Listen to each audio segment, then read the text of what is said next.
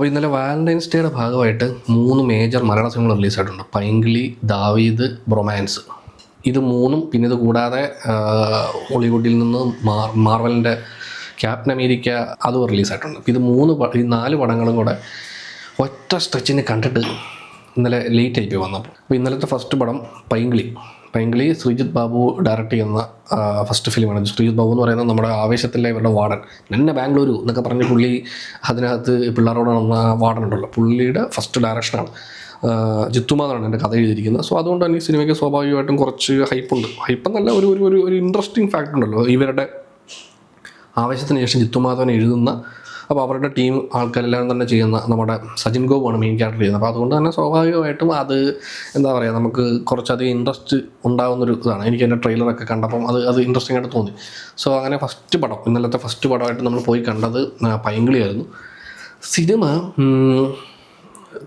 Trailer cinema കാണാൻ പോകുന്നവർ ഈ ട്രെയിലർ 2 വട്ടം കണ്ടിട്ട് പോവുകയാണെങ്കിൽ നമുക്ക് ഇതിൻ്റെ ഒരു മൂഡ് കിട്ടും. അതായത് എല്ലാം കുറച്ച് ഓവറാണ്. അപ്പോൾ അത് മനസ്സിലാക്കിയിട്ട് ഈ സിനിമ കാണാൻ പോയിരിക്കുകയാണെങ്കിൽ ഒരു പരിധി വരെ ഇത് നമുക്ക് എൻജോയ് ചെയ്യാൻ പറ്റും. ഇതിപ്പോൾ അത് നമ്മൾ അറിഞ്ഞുകൊണ്ട് ട്രെയിലർ കണ്ട് നമുക്ക് ഇതാണ് ഈ പടത്തിൻ്റെ ഒരു സ്റ്റൈലെന്ന് മനസ്സിലാക്കിയിട്ട് നമ്മൾ ഈ സിനിമ കാണാൻ പോയിട്ട് പോലും എനിക്കിത് ഫുള്ളി അങ്ങോട്ട് എന്താ പറയുക സെറ്റാകാത്ത പോലെയാണ്. ഇതിൻ്റെ കുറേ കോമഡികളിൽ നമ്മൾ ചിരിക്കും. ആ തിയേറ്ററിൽ ഉൾപ്പെടെ അത്യാവശ്യം നല്ല ചിരി വരുന്നുണ്ട്. പക്ഷേ സിനിമ ഇങ്ങനെ ഒരു ലക്ഷ്യമില്ലാതെ പോയതുപോലെ ഒരു ഫീൽ നമുക്കുണ്ടാവും. അങ്ങനെയാണ് ആ സിനിമ മൊത്തം കണ്ട് തീരുമ്പോൾ. അതായത് ഇവരുടെ ഏറ്റവും കൂടുതൽ ആൾക്കാർക്ക് ഇത് ബുദ്ധിമുട്ടായിട്ട് തോന്നാൻ പോകുന്നത് ഇവരുടെ പെർഫോമൻസ് ആയിരിക്കും. അത് ഓവറാണ്, കുറച്ചധികം ഓവറാണ്. അപ്പോൾ അങ്ങനെയാണ് അതിൻ്റെ ഒരു മീറ്റർ. അപ്പോൾ അത് തന്നെ എനിക്ക് തോന്നുന്നു ഓഡിയൻസിൽ കുറച്ച് ബുദ്ധിമുട്ടുണ്ടാക്കാനുള്ള ചാൻസ് ഉണ്ട്. ഇന്നലെ ഞങ്ങൾ കണ്ട തിയേറ്ററിലിരുന്ന ആൾക്കാർക്ക് അത് ഒരു പരിധിവരെ അവർ കുറച്ച് എൻജോയ് ചെയ്തു. പക്ഷേ ബാക്കിയുള്ള കുറച്ച് ഏരിയാസ് വന്നപ്പോഴത്തേക്കും സിനിമ കുറച്ച് എന്താ പറയുക, ഒരേ ഇടത്തിൽ തന്നെ നിന്നിങ്ങനെ കുറച്ചിങ്ങനെ മുമ്പോട്ട് ഇങ്ങനെ അതേ സ്ഥലത്ത് തന്നെ കിടന്ന് കറങ്ങുന്ന പോലത്തെ ഒരു ഫീൽ. സോ അതുകൊണ്ട് തന്നെ ഓഡിയൻസ് കുറച്ച് ഒരു എന്താ പറയുക, ഒട്ടും സാറ്റിസ്ഫൈഡ് അല്ലാത്ത പോലെയാണ് തിയേറ്ററിലുണ്ടായിരുന്നൊരു ആൾക്കാരുടെ ഒരു റെസ്പോൺസൊക്കെ. നമുക്ക് അവിടെ തിയേറ്ററിൽ നമ്മുടെ അടുത്തിരിക്കുന്നവർ തന്നെ നമുക്കറിയാമല്ലോ, ചിരി വരുമ്പോൾ എല്ലാവരും അത് ചിരിക്കുന്ന പോലെ. പക്ഷേ അതിൽ കുറച്ച് കഴിയുമ്പോഴത്തേക്ക് ആൾക്കാർക്ക് എല്ലാവരും തന്നെ കുറച്ച് മറുമറിയും, എല്ലാവരും ഇങ്ങനെ കുച്ചൂച്ചിക്കാൻ തുടങ്ങി. ഇതെന്താ ഇങ്ങനെ എന്നൊക്കെയുള്ള ലൈനിൽ ആൾക്കാർ സംസാരിക്കാൻ തുടങ്ങി. അപ്പോൾ എനിക്കത് മനസ്സിലായത് അതിൻ്റെ ടോൺ നമുക്ക് ഒരു പോയിന്റ് കഴിഞ്ഞാൽ പിന്നെ ആക്സെപ്റ്റ് ചെയ്യാൻ കുറച്ച് പാടുപെടുന്ന പോലെ നമ്മളൊരു ഒരു അവസ്ഥയിലായിരുന്നു ആ സിനിമയുടെ. പിന്നെ ഇതിൻ്റെ എനിക്ക് പേഴ്സണലി ആ സിനിമയിൽ ഭയങ്കരമായിട്ട് വർക്കായ ഒരു ഏരിയ എന്ന് പറയുന്നത് ഇതിൻ്റെ ബാക്ക്ഗ്രൗണ്ട് സ്കോറാണ്. അത് ജസ്റ്റിൻ വർഗീസാണ് ചെയ്തിരിക്കുന്നത്. സോങ്സും ബാക്ക്ഗ്രൗണ്ട് സ്കോറും ചെയ്തിരിക്കുന്നത്. അതിൽ ഈ ബാക്ക്ഗ്രൗണ്ട് സ്കോർ പടത്തിനൊരു ഭയങ്കര ഹൈലൈറ്റാണ്. കാരണം അത് ഒരുപാട് സ്ഥലത്ത് ഭയങ്കര നല്ല രസമായ രീതിയിൽ ഈ ബാക്ക്ഗ്രൗണ്ട് സ്കോർ അവർ പ്ലേസ് ചെയ്തിട്ടുണ്ട്. അതും കുറച്ച് ഹ്യൂമർ തരാൻ അത് ഹെൽപ്പ് ചെയ്തിട്ടുണ്ട്. സോ അങ്ങനെ ഒരു ലൈനിലാണ് സിനിമ ചെയ്തിരിക്കുന്നത്. പിന്നെ പെർഫോമൻസിൻ്റെ കാര്യം പറയുമ്പോൾ Sajin Gopu start to end വരെ ഈ പടത്തിനെ ഒറ്റയ്ക്ക് പുള്ളി ഇങ്ങനെ ഷോൾഡർ ചെയ്യണം. അത് കണ്ടുകൊണ്ടിരിക്കാൻ രസമുണ്ടായിരുന്നു. പുള്ളിയുടെ പെർഫോമൻസ് കുറേ നേരം നമുക്ക് നല്ല രീതിയിൽ എൻജോയ് ചെയ്യാൻ പറ്റും. ഒരു പോയിന്റിലൊക്കെ എവിടെയോ ചെല്ലുമ്പോൾ നമുക്കിത് കുറച്ച് ഓവറല്ലേ, കുറച്ചധികം ഓവറല്ലേ എന്നൊക്കെ, ഓൾറെഡി ഓവറാണ്. അതിൻ്റെ കൂട്ടത്തിൽ ഒരു പൊടിക്കൂടെ മുകളിൽ ചെയ്യുന്ന പോലത്തെ ഒരു ഫീല് നമുക്ക് ത്രൂ ഔട്ട് ഒരു പോയിന്റിൽ നിന്ന് പിന്നെ അങ്ങോട്ട് എസ്പെഷ്യലി ക്ലൈമാക്സ് ഒക്കെ എത്തുമ്പോഴത്തേക്കും ഭയങ്കര ഒരു ഭയങ്കര ഹൈയിലാണ് ഇവരെല്ലാവരും. അപ്പോൾ അത് നമുക്ക് അതെങ്ങനെ എടുക്കണം, ഇത് കണ്ടുകൊണ്ടിരിക്കാൻ ഇതെങ്ങനെ ഞാൻ എടുക്കും, ഇതെനിക്ക് ഞാൻ ചിരിക്കണോ ഇവിടെ എന്നുള്ള ലൈനിൽ, അതായത് നമുക്കൊരു ഫോഴ്സ്ഡ് ആയിട്ടൊരു ഫീല് പോലെ ഉണ്ടാവും. അതാണ് ഒരു മേജർ ഡ്രോബാക്കായിട്ട് എനിക്ക് ഫീൽ ചെയ്തത്. പിന്നെ ബാക്കിയുള്ള എസ്പെഷ്യലി ഇതിലെ ജിസ്മ വിമൽ, ആക്ച്വലി ഇതിനു മുമ്പ് ജിസ്മ വിമൽ അവർ 2 കപ്പിൾസ് യൂട്യൂബിൽ കുറച്ച് വീഡിയോസൊക്കെ ചെയ്തിട്ടുണ്ടായിരുന്നു. അപ്പോൾ അതിൽ ഈ ജിസ്മ ഈ പടത്തിലൊരു മെയിൻ റോൾ ചെയ്യുന്നുണ്ട്. അത് പുള്ളിക്കാരിയുടെ പാർട്ട് ഭയങ്കര നല്ല രീതിയിൽ ചെയ്തിട്ടുണ്ട്.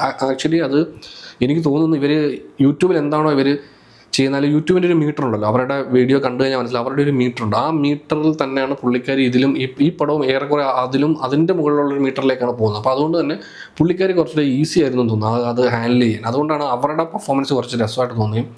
അനശ്വരരാജൻ കുറച്ചധികം എന്താ പറയുക, ഇനിഷ്യലി തുടക്കത്തിൽ കുറച്ച് സ്ഥലത്തൊക്കെ നല്ല രസമായിട്ട് തോന്നിയെങ്കിലും പിന്നീട് അങ്ങോട്ട് പോകും തോറും സെക്കൻഡ് ഹാഫിലേക്ക് എത്തുമ്പോഴത്തേക്കും പുള്ളിക്കാരിക്ക് തന്നെ അതിലൊരു വിശ്വാസക്കുറവുള്ള പോലെ, അതായത് ഇത് ഞാൻ ചെയ്യുന്നത് ശരിയാണോ, ഇത് ഇത്രയും ഓവറാക്കണോ എന്നുള്ളൊരു തോട്ട് ഉള്ളിൽ തോന്നുന്ന പോലെ നമുക്ക് ഫീൽ ചെയ്യും. ബിക്കോസ് അങ്ങനെ ഒരു പെർഫോമൻസ് പോലെ, കാരണം കുറച്ച് മേളില്ല എല്ലാം. അപ്പോൾ അത് ഒരു പോയിന്റ് കഴിയുമ്പോൾ നമുക്ക് കുറച്ച് എന്താ പറയുക, ഏതെങ്കിലും ഒരു പോയിന്റ് നമുക്ക് ദഹിക്കാതെ പോയി കഴിഞ്ഞാൽ പിന്നെ നമുക്കത് മൊത്തത്തിൽ അങ്ങോട്ടൊരു ഒരു താളം തട്ടൽ പോലെ ഫീൽ ചെയ്യും. അതായിരുന്നു സിനിമയുടെ ഒരു മേജർ പ്രശ്നമായിട്ട് എനിക്ക് തോന്നിയത്.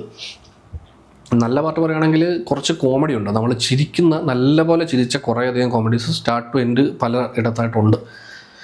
ഒരുപാട് സ്ഥലത്തെ ഹ്യൂമർ നമുക്ക് വർക്കാവാതെയും പോയിട്ടുണ്ട്. വർക്കാവാതെന്ന് പോയിട്ട് എന്ന് പറഞ്ഞാൽ നമ്മൾ എനിക്കൊന്ന് ഒരു തവണ അവിടെ കണ്ടാൽ, ഇപ്പോൾ ഞാൻ രണ്ടാമൊന്നുകൂടെ പോയി കണ്ടു കഴിഞ്ഞാൽ ഇപ്പോൾ ഈ സിനിമ ഇങ്ങനെയാണ്, ഇതാണ് ഇതിൻ്റെ പരിപാടി എന്ന് മനസ്സിലായി കഴിഞ്ഞാൽ എനിക്ക് ഈ സിനിമ ചിലപ്പോൾ ആദ്യം കണ്ടതിനേക്കാൾ ബെറ്റർ ആയിട്ടിരുന്ന് ആസ്വദിക്കാൻ പറ്റിയേക്കാം.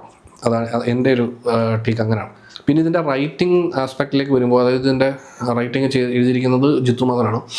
സിനിമയിൽ ഈ സജിൻ ഗോപുവും അനശ്വരയുടെ രണ്ടുപേരുടെ സ്റ്റോറീസ് ഇങ്ങനെ പാരലലി നമ്മൾ ഫസ്റ്റ് ഹാഫ് ഇങ്ങനെ ത്രൂഔട്ട് പോവാണ്.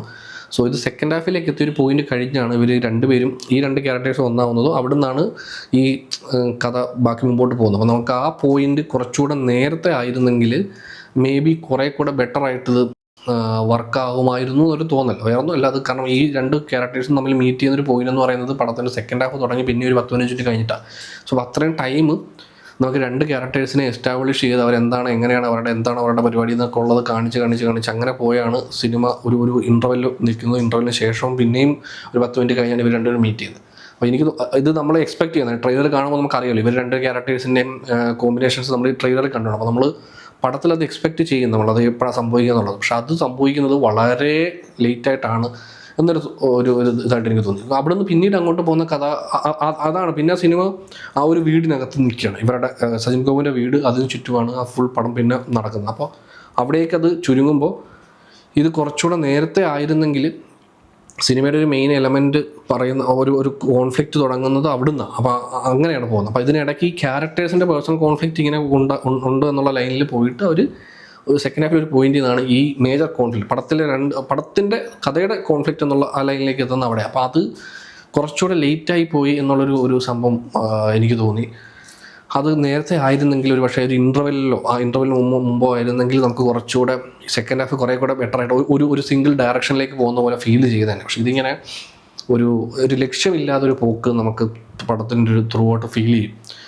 പിന്നെ ഒരുപക്ഷെ നാളെ ഈ സിനിമ നമ്മുടെ ഈ ആടിനൊക്കെ സംഭവിച്ച പോലെ കുറച്ച് പേര് ഇതാണ് ഈ പടത്തിൻ്റെ ടോൺ, ഇതിങ്ങനെയാണ് ആസ്വദിക്കേണ്ടത് എന്നുള്ള രീതിയിൽ നമ്മളിതിനെ എടുക്കുകയും പിന്നീട് ഇതിനെ ഭയങ്കര ഒരു ഹ്യൂമർ പടമാക്കി മാറ്റാം, അല്ല അങ്ങനെ ആ ലൈനിലേക്ക് ആൾക്കാർ ഇതിനെ സ്വീകരിക്കാനുള്ള ചാൻസസ് ഉണ്ട് എന്ന് എനിക്ക് തോന്നി കണ്ടപ്പോൾ.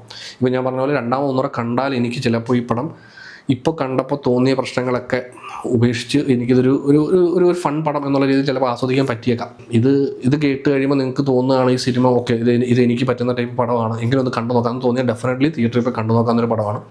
ഈ ട്രെയിലർ നല്ലപോലെ 2 വട്ടം കണ്ടിട്ട് പോവുകയാണെങ്കിൽ നിങ്ങൾക്ക് ഇതിനൊരു മൂഡ് മനസ്സിലാവും. അങ്ങനെയാണെങ്കിൽ ഇത് കുറച്ചുകൂടെ ബെറ്ററായിട്ട് നിങ്ങൾക്കത് ആസ്വദിക്കാൻ പറ്റും.